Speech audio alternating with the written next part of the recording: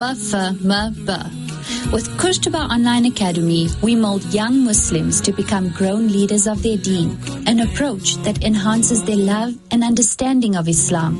It's not about fear and force, but hope and devotion. Join the online madrasa that prepares your child for the world and beyond. We inspire greatness so that every child can be nurtured into a leader who inspires. Now offering online madrasa after school hours for grades R to 12. Visit kurtubaonline.co.za to join the pathway to greatness.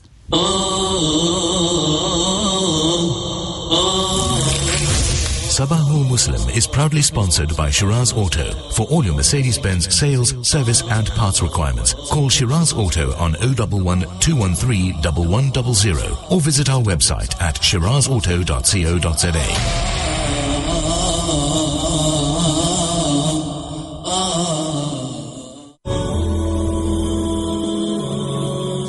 Middle East Report on Sabahul Muslim. Good morning, James. Welcome. Good morning. It's a pleasure to be with you. So Egypt has asked Interpol to issue red notice arrest warrants for 4 journalists in Turkey. Will they or won't they? Well, that's a good question, and I think it's a litmus test for Turkey. The 4 journalists are associated with a television station called El Mekalamin, which is associated with the Muslim Brotherhood and has been operating out of Istanbul. The Turks have basically asked the television station initially to tone down their criticism. The television station decided that it would leave Turkey and move to London, which it did very recently. And so these arrest warrants come on the back of that. It's not clear whether those journalists are still in Turkey or not. Gulf states may break with Russia in OPEC as part of easing of tensions with the United States. Well, we've had a development since, which is that the Saudis and OPEC Plus has said that OPEC Plus is the 13 OPEC member states, together with the 10 non-OPEC member states, oil producers with whom they cooperate, including Russia. They have now announced that they will raise production, daily production in July and August by more than 50% over the normal raises. And they're doing so without breaking with Russia. So what they've done is basically find a compromise which services Western demands, particularly the United States, but at the same time does not rupture relations with Russia. Now, a planned Turkish invasion in northern Syria has complicated already strained relations between Turkey and NATO.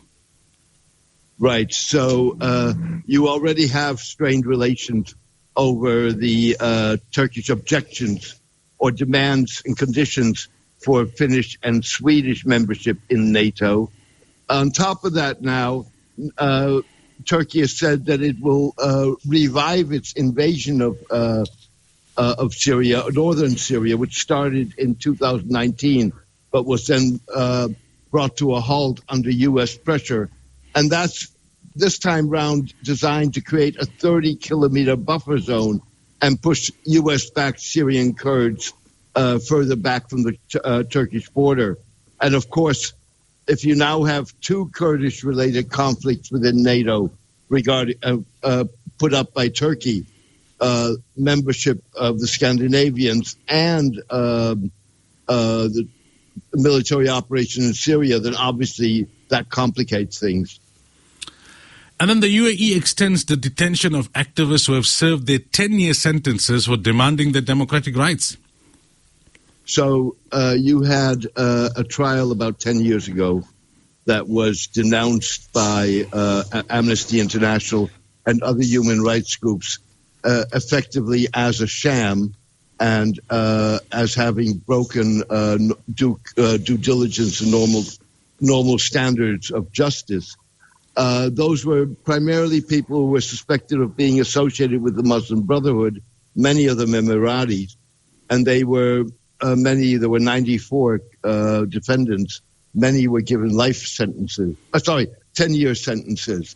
What's happened now is that they've served their 10-year sentences, but their detention is being prolonged on national security grounds. All right, James, as always, thank you so much for your time. Always appreciate it. It's always a pleasure to be with you.